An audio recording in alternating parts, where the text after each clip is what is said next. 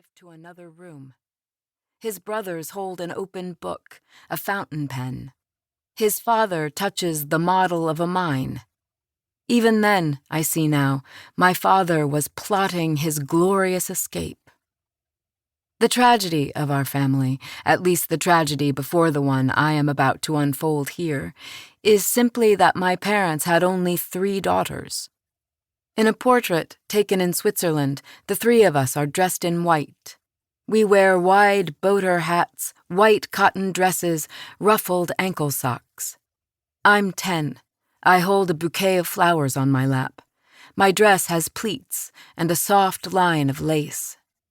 Hazel is 5, with ringlets and dimples, a bow in her hair. Benita is 14. She stands over us, her long neck, her tapering fingers, her chin lifted only slightly. Her sleeves are puffed at the shoulder, ruffled at the wrists. We appear lush and crisp. We're clouds, we're temporary. We're pure sweetness, the tipped flower of a wedding cake.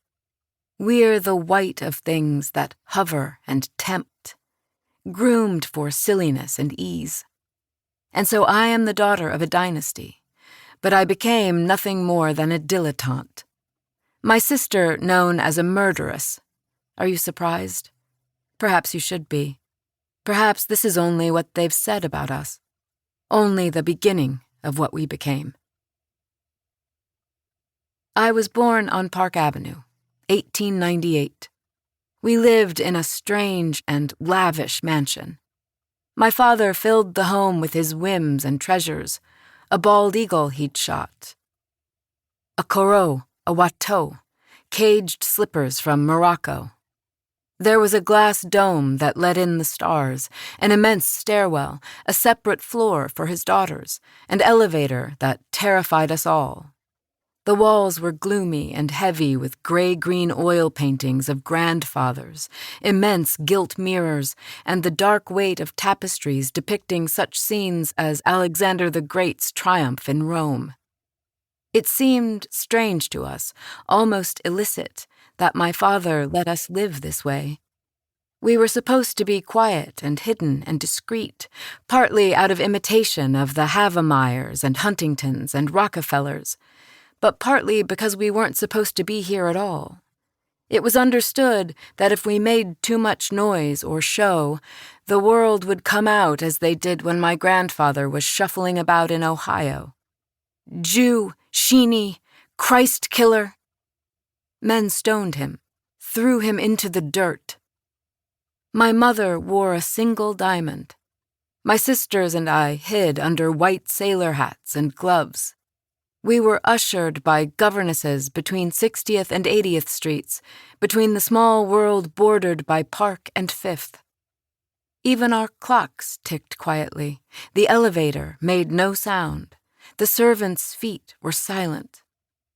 The worst you could say about a girl was she's showy.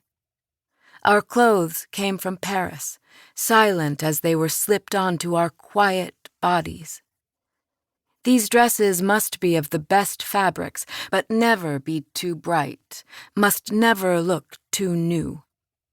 We spoke in code, in abbreviations.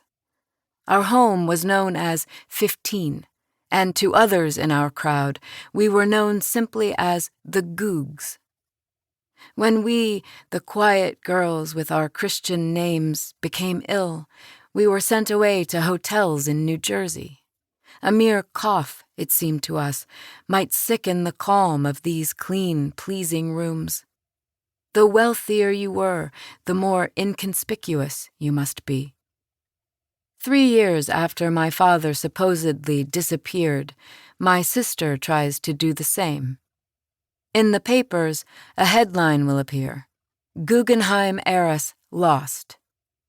In White Plains, Hazel and my mother rested together at the Willets' mansion.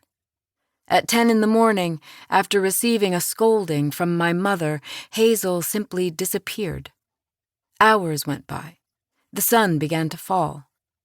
My mother waited a few hours before calling the police, and then an entire force of deputies was brought in. Every room of the mansion was inspected.